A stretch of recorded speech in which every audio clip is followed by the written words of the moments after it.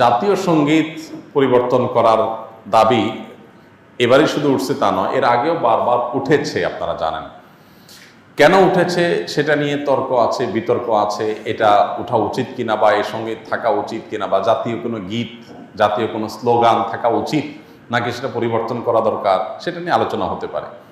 আমি সে আলোচনায় যাব, তার আগে একটু প্রাসঙ্গিক অন্য একটা বিষয় বলি। সেটা হলো যে দেশপ্রেমের নামে, দেশত্ববোধকতার নামে, দেশত্ববোধক কাজের নামে আপনি কোনো গীত, মিউজিক সংযুক্ত করে, বাদ্যযন্ত্র সংযোগে আপনি যদি কাউকে শুনতে বাধ্য করান, তাহলে সেটা তার স্বাধীনতার খর্ব করার শামিল, বিশেষ করে মুসলমানদের ক্ষেত্রে। কারণ ইসলাম যেহেতু বাদ্যযন্ত্র যোগে কোনো গান বাদ্যকে অ্যালাউ করে না, কোনো গানকে অ্যালাউ করে না, বিধায় আপনি দেশাত্মবোধক গানের নামে, দেশপ্রেমের নামে আপনি আমাকে যদি এটা চাপিয়ে দেন, তাহলে এটা হবে আমার অধিকার লঙ্ঘন করা, আমার অধিকার খর্ব করা। সোজা কথা, দেশের সংখ্যাগরিষ্ঠ মানুষ যেটাকে হারাম মনে করে, সেই কাজ আপনি দেশের মানুষের উপর চাপিয়ে দিতে পারেন না। হ্যাঁ, দেশের একটা স্লোগান থাকলো, একটা গীত থাকলো, সেটার কথা মনের ভিতরে যদি আপত্তিকর কোনো কিছু না থাকে, সেটা ভিন্ন বিষয়, অবশ্যই সেটা গ্রহণযোগ্য হতে পারে। এবার আসা যাক এই গানটা নিয়ে, যে আমাদের যে জাতীয় সঙ্গীত আছে, আপনারা জানেন যে রবীন্দ্রনাথের লেখা এই গানটি বাংলাদেশের জন্মেরও আরো বহু আগে তিনি লিখেছেন।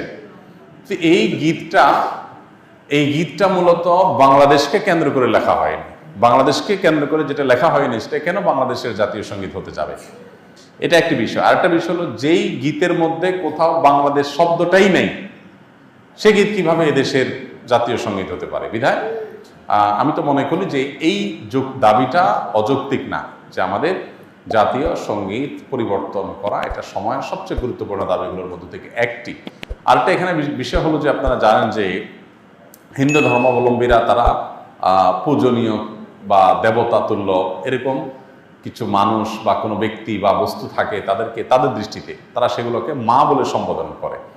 ইসলাম আমাদেরকে এরকম কোনো ধারণা দেয় না। মাতৃভূমির প্রতি ভালোবাসা এটা একটা স্বকীয় বিষয়, এটার জন্য মুসলমান হওয়া প্রয়োজন নাই, এটার জন্য মানুষ হওয়া যথেষ্ট। শুধু মানুষ কেন, অন্যান্য প্রাণীর মধ্যেও কি আছে? নিজের ভূমির প্রতি নিজের টান আছে। একটা কুকুর, একটা বিড়াল, একটা প্রাণীও দেখবেন যে সে যে ভূমিতে থাকে, বসবাস করে, বা যে ভূমিতে তার জন্ম বেড়ে ওঠা, সেটার প্রতি তার সহজাত একটা টান আছে। সেখানে মানুষের মধ্যে তো অবশ্যই আছে। আমাদের প্রিয় নবী সাল্লাল্লাহু আলাইহি ওয়াসাল্লাম মক্কা থেকে যখন হিজরত করে মদিনায় আসছেন, তাকে যখন কেবলা পরিবর্তন নির্দেশ করা হলো, তিনি যখন ফিলিস্তিনের দিকে নামাজ আদায় করছিলেন, তিনি বারবার করে মক্কার দিকে যেন কেবলা করে নামাজ পড়তে পারেন, নিজের মাতৃভূমির দিকে ফিরে যেন তারা সালাত আদায় করতে পারেন, সেজন্য আল্লাহর কাছে বারবার করে বিভিন্নভাবে আর্গুমেন্ট পেশ করছিলেন। আল্লাহ তাআলা কোরআনে সেটা উল্লেখ করেছেন, ফালানুওয়াল্লিয়ান্নাকা কিবলাতান তারদাহা। হে রাসূল, অচিরেই আপনাকে আপনার মনের মতো আপনি যে কেবলার প্রত্যাশা করছেন সেদিকে ফিরে সালাত আদায় করার নির্দেশ দান করবে। এখান থেকে বোঝা যায় মাতৃভূমির প্রতি সহজাত টান থাকা এটা একেবারে প্রাকৃতিক একটি বিষয়। বিধায় এটার জন্য কোনো জাল হাদিস বানানোর কোনো প্রয়োজন নাই, যে হব্বুল্লাতন মিনাল ঈমান, দেশপ্রেমের অঙ্গ, এরকম কোনো হাদিস নবী সাল্লাল্লাহু আলাইহি ওয়াসাল্লাম বলেন নাই। নবী সাল্লাল্লাহু আলাইহি ওয়াসাল্লাম নিজেই নিজের মাতৃভূমিতে তার ভালোবাসা ছিল। সো একজন মানুষ হিসেবে আমাদের মধ্যে সেটা থাকবে, দায়িত্বশীলতা থাকবে, সেটাই স্বাভাবিক। আলাদা করে জাল হাদিস বানানোর প্রয়োজন না। যাই হোক, তো মাতৃভূমির প্রতি টান এক জিনিস, আর সেটাকে পূজা করা আরেক জিনিস। ইসলাম আমাকে এটাকে পূজনীয় করতে বলে নাই। বিধায় সংখ্যাগরিষ্ঠ মানুষের বিশ্বাসের সাথে যেমন যায় না, এই গীত বাংলাদেশকে কেন্দ্র করে লেখা হয় নাই, এটা বাংলাকে কেন্দ্র করে লেখা হয়েছে, যেটা পশ্চিমবঙ্গ পূর্ববঙ্গ মিলায়।